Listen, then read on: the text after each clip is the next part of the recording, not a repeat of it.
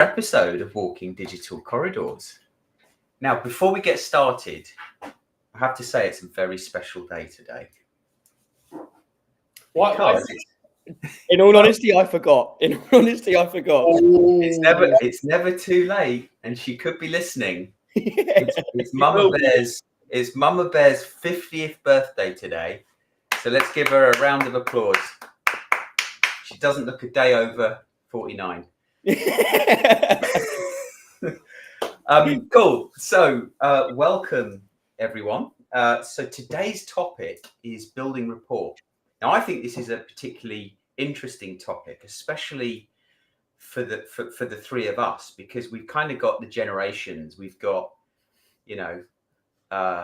Gen Z, Jensen, Jordan. You're just a millennial, and I think I'm a baby boomer. And so I think today's topic is going to be an interesting one. So let's quickly go around the room in terms of intros. I think everybody knows us by now, but I'd like to give some added context in terms of our experience in sales, because I think that's relevant to the topic today. So my name's Alex Abbott, often known as the bearded sales guy. So I've got 31 years experience in sales, almost 24 years in B2B sales. And so I thought I was pretty good at building rapport, but hold that thought for a second. Jordan. Hello, I'm Jordan Abbott, Business Development Manager at the ISP, also known as the Sales Poet. I have been in sales, or complex B2B sales, let's say, for 3.5 years. I dabbled in some telesales and door-to-door sales / field sales in my youth, but forget about that. Yeah. Cool. Thanks, Jordan. Jensen. Hi, Jensen Abbott, BDR at Content.ai, and I've been in sales for 2.5 years. Cool. So yeah. And enjoying it? Yeah, loving it. Keeps me on my toes. Keeps you on your toes. So with this topic in mind, both of you have been on what I would consider quite a roller coaster in sales. Yesterday, I was speaking to a sales rep doing a coaching call with one of my new clients, and he was talking about his experience in sales being 5 or 6 years, and he's seen things change significantly. So when he first got into sales, it was all about cold calling and emailing, and now his customers, his buyers, don't answer the phone and they don't read his emails. So interestingly, he was talking about how he's leveraging WhatsApp. So I think, these are all signs that our audience, buyers, including sellers, are getting younger. And, I want to hear from each of you what your experience is in relation to building rapport. When does it start? When does it start for you? When do you start thinking about building rapport with your territory? Who wants to go first? I'll dive in. Yeah, it's a good question. I think one that will vary between person to person based on what their definition is of rapport building, right? In the traditional sense, it would be sort of on that first call, and there's a great post that I saw way back when I first started from Sherry Levetkin. I probably butchered her surname there, and I will come on to that. But as a result of the work that we've done and the training that we've done, really rapport building starts from the moment that your prospect sees you, really, because your personal brand, and that's not just your digital personal brand. Obviously, your digital personal brand, that's your profiles on socials. But those first interactions, perhaps someone's seen you at an event, holding a talk, that all encompasses your personal brand. How you engage with people, that's your personal brand. So I think it's from that first interaction, really, because it influences people's perceptions of you. And of course, what we want to do is make people believe that we're half decent people, and maybe it's worth a quick chat over a coffee or a beer or whatever it may be. So that's easier for some than others yeah to build that rapport. Yeah. Sorry, go on. Yeah, no, I was rambling, but that was sort of what I wanted to say. It really depends on the definition. Traditionally, it's that first call, but there's a lot that goes on before that. Yeah, Jensen, what are your thoughts? Yeah, I mean, for me personally, it's exactly kind of what Jordan said. It's for me, it's as soon as that prospect would see me, whether that's on socials or if that's in person at an event. And I like to kind of have a couple, not tricks, but I like to have kind of my own skill set within my armory to help me build that rapport and come across as the person I am.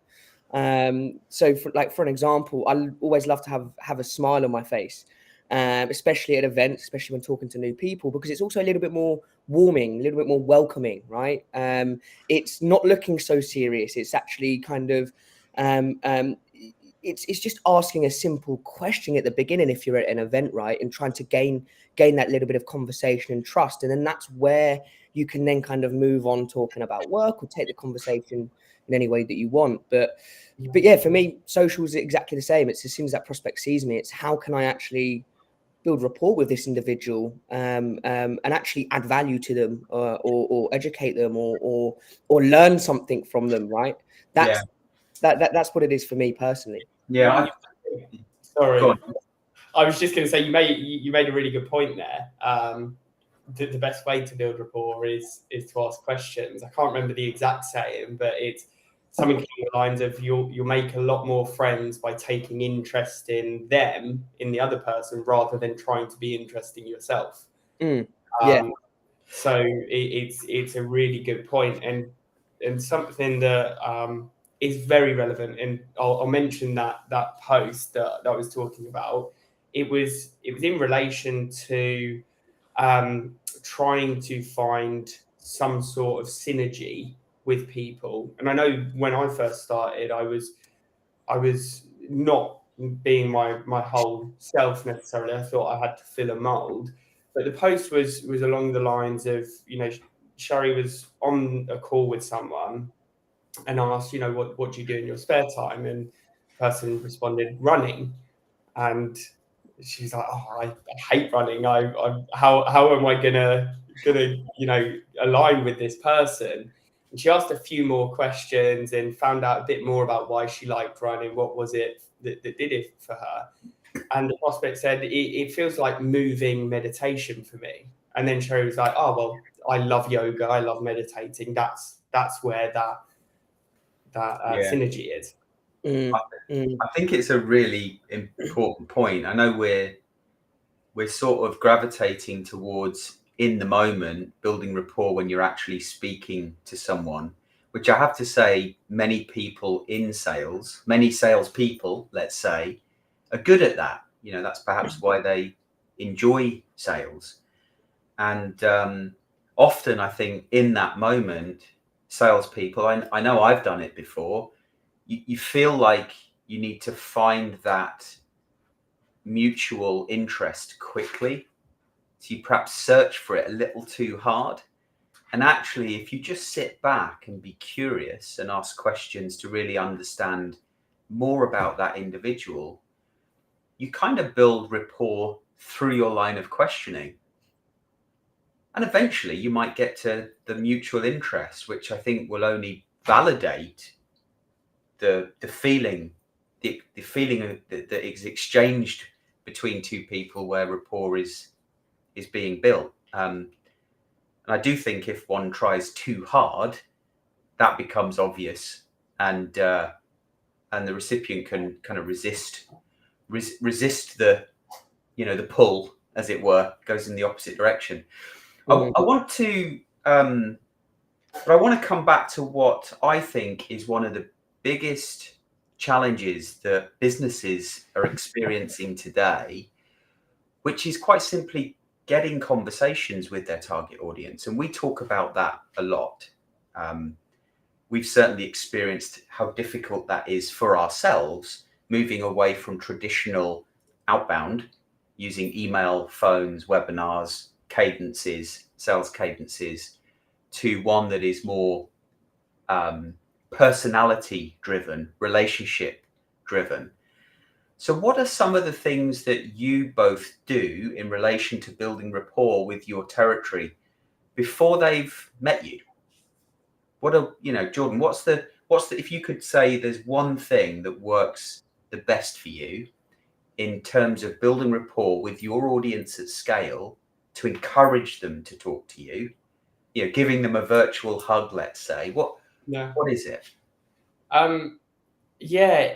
So I think commenting is by far the best thing you can do, and that's for a couple of reasons. Commenting on your prospects' posts, on social.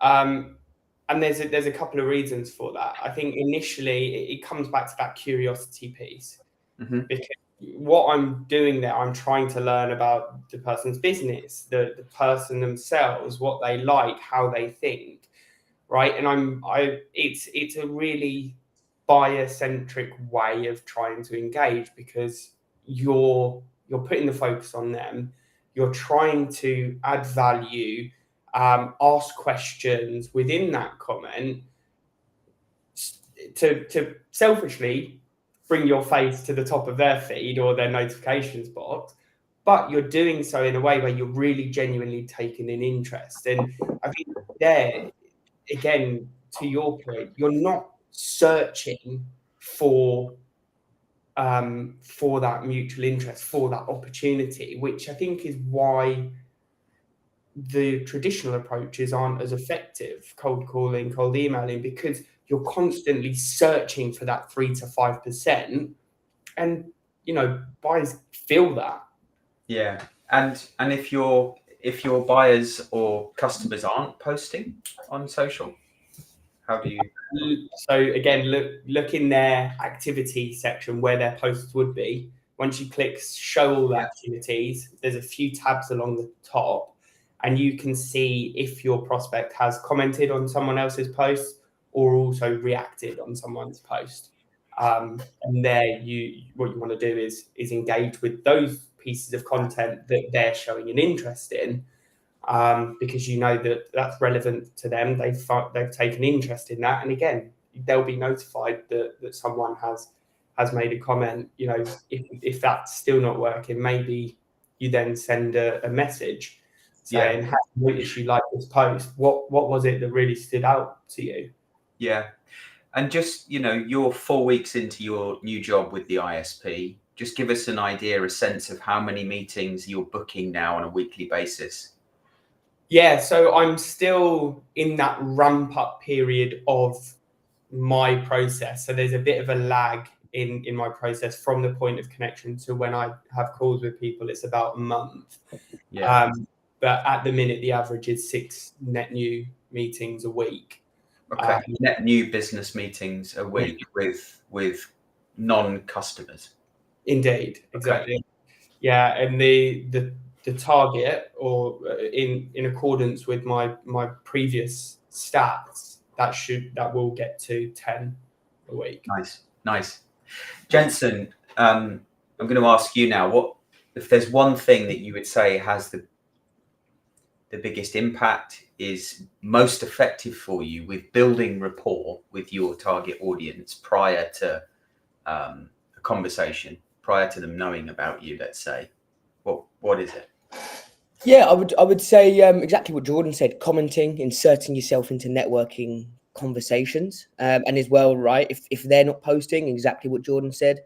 If they've engaged with content, drop a comment on that content. Share your point of view. You have to choose a different one. Okay. What's the next best thing? Posting. Okay, but what type of posting? Well, I like to have a variety of different posts, right? I like to actually kind of segment my posts into different topics. So, for example, you might have seen my Monday motivation, right? Because I'm not just trying to share my kind of share my thoughts with everyone. I also want to capture kind of as many different audiences. So that's why I have that kind of different array of topics and purpose written posts. So Are you talking about demonstrating your experience versus demonstrating who you are? Yeah, exactly that, right? So the demonstrating who I am would be kind of like my Monday motivation post. Non-work related. Exactly. Kind of sharing my experiences would be the post I wrote on Tuesday. That's also following an article that's gonna be dropped tomorrow. And then a different kind of version of a human post showing a little bit more about me is actually I made a chicken pesto pasta for me and my partner, right? And I then, as I was making that pasta and adding all the ingredients to kind of build this flavor, I thought, oh, actually, I could link this to work and share my thoughts, share my expertise, and actually how both of them kind of sync, even though they're two completely different things. Yeah, it's a good point, because no one likes a picture of their lunch on a work-related social media. Yeah. So I'm intrigued. How did you create the link between pesto pasta and work? In all honesty, it was because I had my laptop open, and I just got thinking about it, and actually, us kind of going through that, that change of how we used to kind of work in that old way to the new way. It changed my mindset to actually start thinking now, actually, where can I find links to everyday life to actually work and kind of express that and actually write it in a very creative way. Which is also where I found I've a bit of a passion and interest is I actually like writing now, and I like writing these posts. Whereas if you asked me 3 years ago, I would have gone, me write? No, I don't do that. Yeah. But then the last point I kind of want to make on all of this kind of building that rapport is, for me as well, it's very important to kind of, even if I'm trying to build rapport on social and in person, it's to connect the dots. And a couple of examples of this, of where it's worked well, is actually where I've actually built rapport with someone on LinkedIn, seen them at an event. We had an awesome conversation at an event, and it actually ended up that we took a picture together. He posted about me and the conversation we had. I then actually posted about him and the conversation we had, and that is a perfect example of building rapport. Love that. So I just thought I would add that as well. Love that. So combining both in person and digital, and this was a potential customer, right? Yeah, potentially. Yeah. So I was going to say, so how do you know this is working? And before you answer, I just want to frame it with, Jordan working in an environment where I would say you've got an opportunity to drive volume. You've got a big territory, Jordan. You've got a lot to go after, and you're driving, 6, soon to be 10 meetings a week. I know many salespeople would crave for that, but Jensen, on the other hand, is selling a SaaS product that is, in some cases, several $100,000 average order value. And so, how do you, it's a bit of a loaded question, Jensen, because I know you had a win this week. Don't mention the company name, but, how do you know it's working? How do you know what you're doing is working when you're actually trying to develop your personal brand and build rapport with an audience that is being sold to by hundreds of sales reps on a weekly basis? Yeah, so how I know it's working is obviously kind of increasing my connections and network within that account. Also, not just that, the engagement I receive from the amount of people within that account, which then also kind of tells me that my content is resonating and actually landing with them. So then actually my next step would be what would be my next post to try and captivate them again and actually get them to engage, right? And then it's that methodology after they've made that engagement that I follow to actually gain a conversation with that individual. And then my aim is there to actually have as many conversations with as many people within that account, to build rapport and also to build trust, for me to be seen as that trusted advisor. So really, that's how I kind of see that it's working. It's actually my network grows within that account. I'm getting a lot more reactions and engagements from people within that account. Yeah. Okay. Good stuff. Well, I think that brings us to the end of this week's Walking Digital Corridors. I would say we've gone over quite considerably. Is that because you're scared to get off because of your mum doesn't look a day over 49 comment? Yeah. Sorry, did I say 49? I meant 30. Yeah, I meant 30. Cool. Anyway, I'm taking shopping this afternoon and out for a meal, so Very nice. I'll have an opportunity to rebuild some brownie points, some credits. I was just going to summarize though, because I think it's important for everyone in sales to think about building rapport way before the first time you meet them. And actually, in 2024, when, a business's competitive advantage, I believe, relies on their people and their people's ability to develop their personal brands and leverage their personal brands to cut through the noise of knowledge and insight that's being thrown at buyers. Two things, I think. One is really reflect on what you want to be known for, what you want your personal brand to be. That'll make it far easier to develop content that you can publish on social media in an effort to build rapport with your entire territory, 100% of your territory. And I don't just mean the things that you want to be known for that are related to what you do as a business and what your audience thinks about on a daily basis. It's some of the things that, Jensen, you were talking about. So your Monday motivation, your new passion for cooking. Oh my God, I never thought I'd hear those words come from your mouth. And they're the kind of things that really help salespeople cut through the noise and ultimately get conversations with their target audience. And it's the ones that aren't doing that I think are struggling. But anyway, yeah. One last thing for people to try actually to help build rapport is make a post, introduce yourself to your network, say 3 things that you're interested in or your interest, share that with your network, see who engages, see who likes, reach out to them, ask for a conversation, see how that works. And I promise you that it will be the start of actually realizing it's not as hard as I thought. So take the jump and try it. Great advice. Cool. Have a great rest of the week, folks. See you next time.